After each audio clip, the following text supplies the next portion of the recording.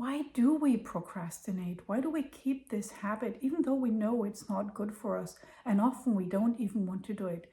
In this video, I will do a procrastination 101 class for you, and we will look at the underlying science of procrastination. So first, what is the definition? What are the processes? And then, of course, what are the consequences? And there is this hidden enemy that most of us are not even aware of that drives our procrastination. Hi, my name is Gwen, and I have a master's degree in applied neuroscience. My research area has been goals and how they affect well-being. And this is kind of ironic because I've been procrastinating weight loss and diet and building a website and creating online content for so many years. After reading hundreds of research papers on procrastination and the surrounding topics, I have created a framework that I've really distilled out of those papers. And using this framework, I signed up for a gym last year and I went regularly 2 to 3 times a week. I have started to create online content, as you can see. I still have not completely yet overcome the fear of camera, but I'm on a good way. And I've been consistent with all the changes that I have wanted to do. And I started building a website too, even though I've been petrified of the software that is behind it. So let me share my screen with you. This is an app called Liquid Text, and I really like this app. It does not look that pretty, but for the sake of transparency and sharing my own reading process with you, I'm screen sharing this app because you can see the research papers where I've been taking this information from. So you can find those research papers on Google Scholar or online, and you can read them yourself if you're interested. So first, let's look at the definition. And the definition, I got that from this research paper here. And Fuschia Sirois is one of the top researchers in the field of procrastination. And in the paper, they wrote that procrastination is the voluntary delay of action and knowing their negative consequences. And this is very important. If you procrastinate taking some supplements or doing something and there are no negative consequences, it is not procrastinating, it is just delaying. And it has to be voluntary. That means if you're waiting for information before you can write that report, then you're delaying because you're still waiting on somebody else, and then it is not procrastination. What is very interesting is they define procrastination as a form of self-regulation failure that can be a chronic tendency. And so 50% of students and 15 to 25% of adults, we chronically procrastinate. Some of us only some things, and there are people that do need more help that procrastinate a lot of important things in their life. So this is a book, if you're interested, by the same author, by Fuschia Sirois. I'm sorry, I don't know how to say her name properly. It's a really awesome book.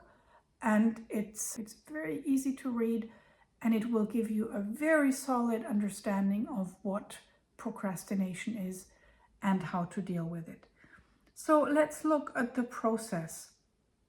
And again, procrastination is a self-regulation failure, and it reflects on giving priority to short-term mood repair over the long-term achievement of goals. And this is very important because we have this task ahead, and that task gives us a negative mood. So it can be the task, but it can also be that you already are in a negative mood and you want to fix this bad mood you're in.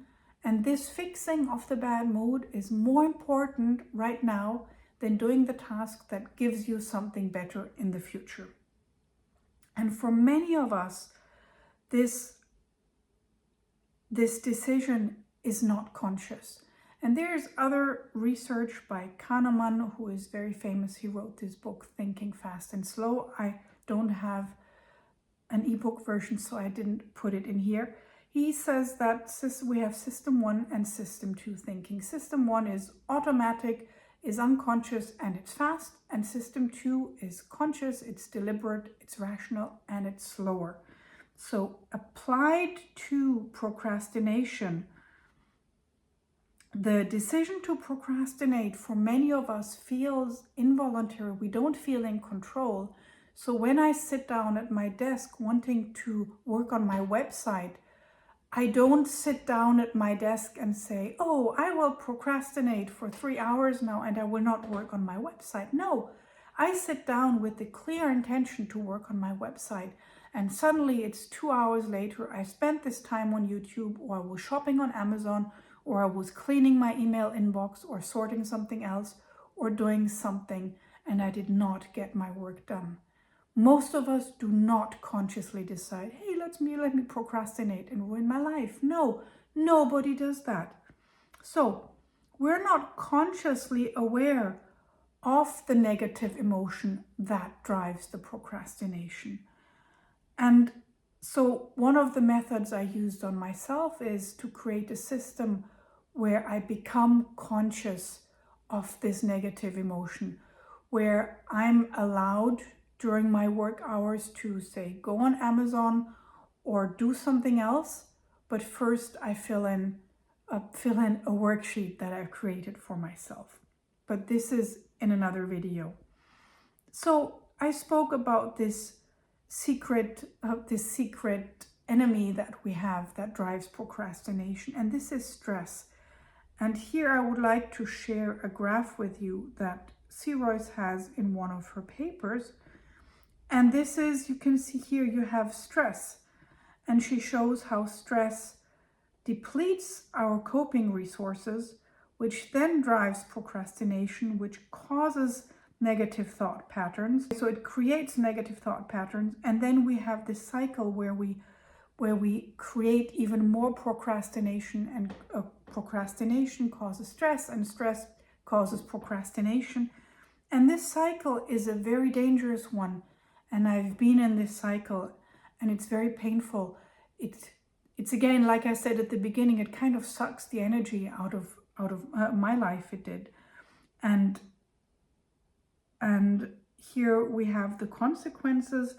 And this is where this cycle then can drive mental health issues such as anxiety, such as depression, and all of these other things that we don't want to have. And this cycle kind of self-perpetuates itself, and it severely affects our psychological well-being. So those are the long-term consequences of procrastination.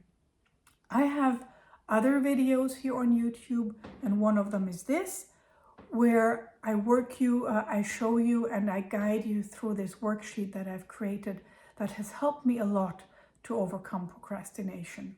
So if you would like to do this, go ahead, watch this video, or come to www.goalsninja.com. I have the link below, and let's overcome procrastination together.